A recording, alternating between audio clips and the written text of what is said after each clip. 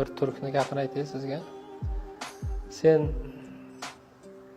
orzungdagi oilangni qurib, orzungdagi uyingni olib, maza qilib yashab, besh vaqt namozingni o'qib, hajlarga borib kelib, shu jannatning biletini qo'lingda olgandek, agar omonatingni topshirsang-u, lekin qiyomat bo'lib, Alloh taolo seni agar do'zaxga tashlasa, hech shikoyat qilmagin, haqqing yo'q degan gapi bor edi.